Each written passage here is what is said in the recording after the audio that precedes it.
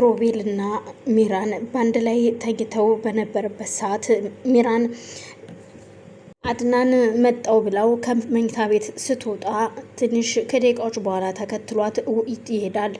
ተከትሏት በሄደበት ሰዓት ሲሄድ የሷም እየገባችው የሮቤል መኝታ ቤት ስለነበር ቀጥታ እሱም ወደ ሮቤል መኝታ ቤት ሄዶ በሩን ድምፁን ባጠፋ ቀስ ብሎ ከፍቶ ያያል። ያየውን ማመን አቃተው። በፊልም መጀመሪያ የተነገረውን ማመን አቅቶት ነበር። ምክንያቱም ሚስቴ ነች፣ እሱም ወንድሜ ነው፣ አምናቸዋለው ይላት ነበር ሉኩና እሺ ለማንኛውም አንድ ቀን ስታይ ሁሉም ነገር ይገባሃል፣ ዛሬ ግን ቢነገርህ አይገባህም በማለት እሷም ትታው ነበረ። ግን ደግሞ የእሷ ያለችውን ነገር በመስማት እሱም ተነስቶ ወደ መኝታ ቤት ሲሄድ ያየውን ማመን ያቅተዋል። እንደምንም ብሎ ራሱን ተቆጣጥሮ በሩን ዘግቶ ተመልሶ የሄደው ሉኩና ክፍል ነበረና እሷ ጋር ሲሄድ እሷም ብቻዋን ቁጭ ብላ ስለ እህቷ እያወራች ነበር። በሰዓቱ የእውነት ያየችውን ማመን ያቅታታል። ምኑ ነህ ነው ስትለው ያየሁት በህልሜ ነው ወይስ በእውኔ ነው አላቅም። ልኩና ምንድን ነው እየተፈጠረ ያለው? ሲሄድ እኮ አንቺን አላምንም ብዬ ይኸውልሽ ሚራና ሮቤል እኮ አንድ ላይ ሆኖ እየተሳሳሙ አገኘኋቸው። እና ታዲያ ያረገዘችው ልጅስ የማን ነው? ልኩና እንዴት ነው የምትይኝ? ምን እያልሽ ነው? አሁንሽ ምን ማድረግ አለብኝ ይላታል። እባክን ተረጋጋ፣ በመረጋጋት ሁሉ ነገር ይስተካከላል። መጀመሪያም ይኸውልህ አይነን ግለጥ ብልህ እስካሁን እንደዚህ አትሆንም ነበረ። አንተ ጅልና ሞኝ እንደሆንክ ስላወቁ የዋህነት ክናይተው ነው እንዲህ የተጠቀሙብህ ትለዋለች። አዎ አሁን የፈለግሽው ማለት ትችያለሽ። ብትፈልጊ ስደቢኝ፣ ብትፈልጊ ምችኝ። ልኩና ምን እንደምልሽ አላቅም። በጣም ተጎድቻለሁ። አሁንስ እንኳን እነሱ ሰዎቿ አይደሉም ቤቱም እየሚዋሸኝ እየመሰለኝ ነው። ምን ማድረግ አለብኝ በማለት ራሱን ሁሉ እየነጨ ጸጉሩን ይነግራታል። እባክህ አድናን አንተ ተረጋጋ፣ ምንም እንዳልተፈጠረ ሁን፣ አስመስል እባክህን። ከዛ ቀስ እያልክ እውነታውን ትደርስበታለህ። ከዛ ደግሞ ቀስ እያልክ ደግሞ የወንድምህን መራመድ ታየዋለህ ትለዋለች። በፍጹም እንዴት ብዬ ነው የማስመስለው? እኔ ማስመሰል አልችልበትም። ወደ ሳይሆን ተገደህ ማስመሰል አለብህ። አይተህ እንዳላየ ሰምተህ እንዳልሰማህ እንደ በፊቱ ሁነህ ተዋቸው። ከዛ የሆነው ሁሉ በሂደት ታያለ ትለዋለች። እሱም በፍጹም አይሆንም፣ አሁን ለማንኛውም ተረጋጋና ሂድ ወደ መኝታ ቤት ትለዋለች። እሷም እሺ ይልና አንዴ አቅፈሽ ታጽናኘኛለሽ ሳሚኝ ባክሽ ሲላት እሺ ወንድሜ ችግር የለውም በማለት እሷም አቅፋው በቃ አሁን ተነስና ሂድ ትለዋለች። እሱም ወደ መኝታ ቤት ከሄደ ከደቂቃዎች በኋላ ምክንያቱም ሚራ የምትለው ሮቤልን እንዴት ከንኩና ጋራ ፍቅር ትጀምራለህ? እኔን እንዴት ትተኸኝ ነው እንደዚህ የምታደርገው? እንዴት ምንን በተመለከተ ነው በማለት እንዴት እንደዚህ ታደርጋለህ? ደግሞስ እንዴት ነው ለወንድምህ እርጉዝ አይደለችም ሚራን ብለህ የነገርከው? ለዛ እኮ ነው እኔም ለሷ እህቱን እንደገደልክባት ልነግራት የነበረው። በጣም ስላናደርከኝ ነው። እንደገና ደግሞ ከሷ ጋራ ደግሞ ፍቅር ጀመርክ። እሱሱ ተደምሮ እኔ ያን ነገር እንድናገር አደረገኝ። ግን ደግሞ አልነገርኳትም ታውቃለህ ስትለው ቆይ ግን የእውነት አስበሹ ነበር ለመናገር? እኔ እኮ ከኛ የኔና ያንቺን የምናደርገውን ነገር እንዳይመለከቱ ልብ እንዳይሉት እነሱም በዚህ መንገድ ልያዛቸው ብዬ እኮ ነው። ታውቂያለሽ እንዴ ሚራ፣ የሆነ መንገድ እኮ መፈለግ አለብን። ዝም ብለን በአንድ አቅጣጫ ማካሄድን ይነቃብናል እኮ። ምን እያልሽ ነው? ወንድሜ ራሱ ከነቃ ከባድ ነው የሚሆነው። ስለዚህ ከሚቀድሙን እኛ መቅደም ይሻላል በሚለው ነው። እባክሽን ሚራ፣ እኔ አንቺን አጥቼ መኖር አልችልም፣ ከአንቺ ጋር ተለይቼም መኖር አልችልም። ይውልሽ እሷንም ሆነ እሱን እንደምንም ብለን እንጥላቸውና እኛ እናመልጣለን ይላታል። እኮ እሺ እንዴት ነው ማድረግ ያለብን? እሷም አሁን እህቴን እያለች እያስጨነቀችን ነው። ታውቃለህ ምን ማድረግ አለብን? ከዚህ ቤት መውጣት አለብን።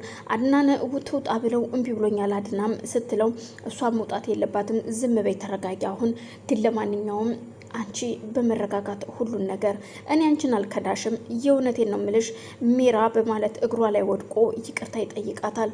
እሺ ለማንኛውም እኔ እኮ ስለምቀና ነው ምን ላርግ ብለ ነው ስትለው እሻውን ለማንኛውም ሂጅ ወደ መኝታ ቤት ይላታል። እሷም ተነስታ ወደ መኝታ ቤቷ ስትሄድ አድና ከመኝታ ቤት ለመውጣት ሹራብ ለብሶ ጸጉሩን ተከናንቦ ነበረና መናገር ቢያቅተውም ግን የራሱን ተቆጣጥሮ ሊወጣ ሲል እንዴ እኔ ፍቅር ወዴ ልትሄድ ነው ስትለው የትም የሚሄድበት አለኝ። ሰው ብድር ተበድሮ እኮ መመለስ አቅቶታል። ስለዚህ ከሃዲ ሆኗል፣ ሰው ሁሉ አስመሳይ ነው በማለት በአሽሙር እሷን ይናገራት ጀመር። እሷ ግን አልገባትም። ቆይ ምንድነው የሆንከው አድናን? ለምን ለኔ አትነግረኝም? በአሁኑ ሰዓት እኮ ትክክለኛ ሰው የለም፣ ሰው ሁሉ ውሸታም ሆኗል፣ አጭበርባሪና ውሸታም ነው ስትለው አዎ በጣም ውሸታም ነው፣ ደግሞም ልክ ያጣ ውሸት ገደብ የሌለው በማለት ከንፈሩን እየነከሰ ይመልስላታል። እና አሁንሽ ወዴት ነው የምትሄደው? የትም ልሂድ፣ የትም አያገባሽም፣ ግን የሆነ ቦታ ሂጅ መምጣት አለብኝ ይላታል። አሁን ዞር በይልኝ ከመንገዴ ላይ፣ ምንም ይሁን ከሆነ ነገር ሳትነግረኝ የትም አትሄድም። ደግሞ እኮ እንደ በፊቱ አይደለም የኔ ፍቅር፣ ምንድን ነው የሆንከው? እባክህ ንገረኝ ስትለው በፍጹም ከአንቺ ጋር የማወራው ነገር የለም፣ አሁን ዞር ትይልኛለሽ ከመንገዴ አትይም በማለት ሚራን ገፍትሮ አልጋ ላይ ወርውራት እሱም ወጥቶ ይሄዳል። እንዴ ነኝና ሚራ አድናን እያለች እሷም እየተጣራች ብትወጣም እሱ ግን የውጩን በር ከፍቶ ዘግቶላት ትቷት ይሄዳል። እሱ የሄደው ነገሮችን ለመርሳት መጠጥ ለመጠጣት ነበረ። ግን ደግሞ ልኩና በሰዓቱ ትለው የነበረውን ነገር እያስታወሰ እየባስ ራሱን አሞታል። ወንድሜም ቁሞ ሊሄድ ይችል ይሆናል ከሆን ጊዜ እንደዚህ ድራማ የሚሰሩት። ቆይ ተረገዝ የተባለው ልጅስ ከተወለደ የማን ልጅ ነው የሚሆነው? የኔ ወይስ የወንድሜ? ምንድን ነው የሚባለው? በማለት ብቻውን ያወራል።